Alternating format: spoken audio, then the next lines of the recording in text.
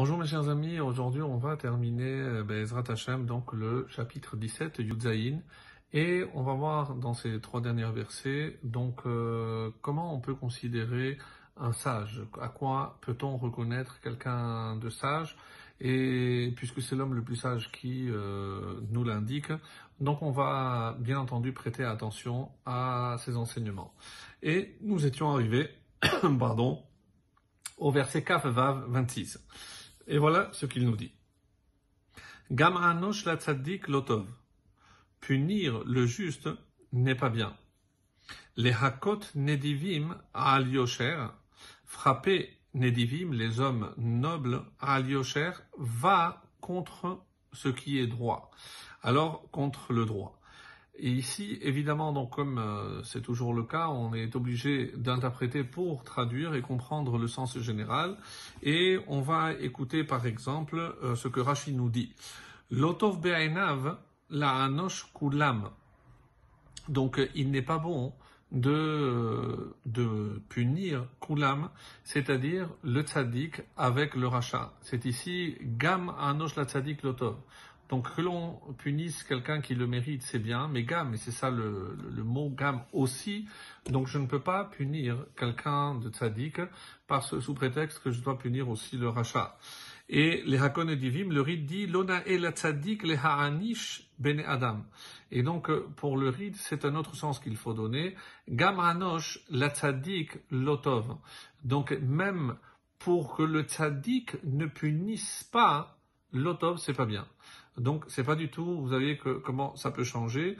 Donc, c'est pas punir le juste, mais pour le juste, la tzaddik, gamanosh lotov.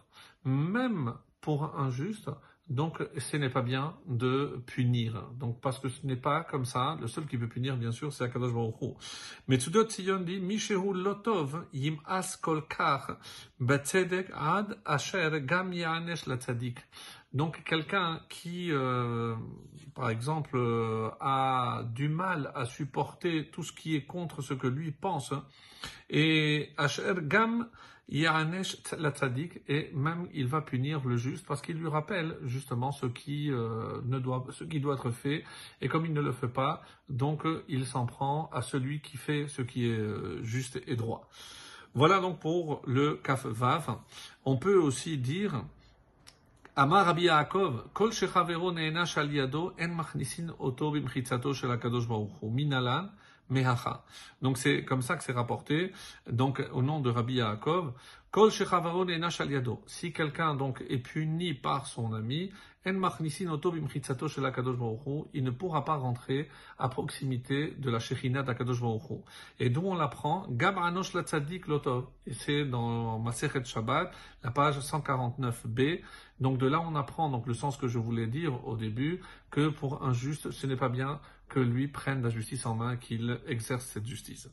Kav Zayin, Choser Amarav Yodea Da'at. Celui qui ménage ses paroles connaît Da'at, la sagesse ou la science. Veka Yekar Ruach, et pas Vekar, Ishtevuna. Et celui qui a l'esprit, donc littéralement ici, car c'est froid, ou yekar, cher, donc les commentaires ici, nous poussent à traiter ou à traduire ce mot par réservé, matoun. Matoun, c'est quelqu'un de pondéré.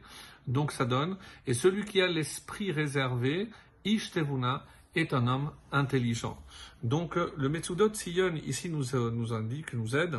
Ramoner Devarim Betelim, celui qui, qu'est-ce que ça veut dire? Il ménage ses paroles, donc il ne parle jamais pour ne rien dire. Ce qu'on devrait tous apprendre à faire.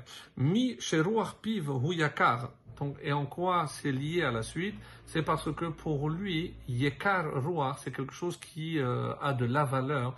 Donc chaque parole a une telle valeur qu'il ne se permettra pas de les dépenser en vain. Veimaed behem, et donc c'est pour ça qu'il va les ménager, il va les utiliser à bon escient.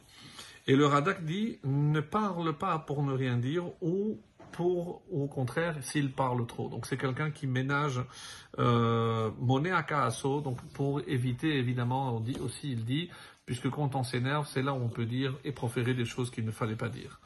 Et enfin, Kafret, le 28, Gamevil Macharish Chacham Yechashev. Gamevil, même le sol lui-même, Macharish, quand il se tait, Chacham Yechashev, il est réputé comme sage. Otem Sefatav Navon, celui qui clôt, qui ferme ses lèvres, Navon est intelligent.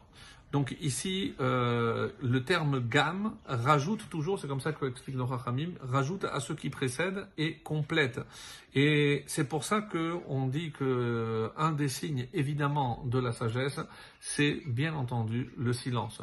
Parce que quand on fait le silence, on écoute les autres, on apprend des autres, alors que lorsqu'on ne fait que parler, donc c'est pour ça que ça complète, celui qui ménage ses paroles, donc pour lui, toutes les paroles, évidemment, ont une valeur suprême, et c'est comme ça qu'on pourra, Be'ezrat Hashem, acquérir la vraie sagesse. Excellente journée à tous.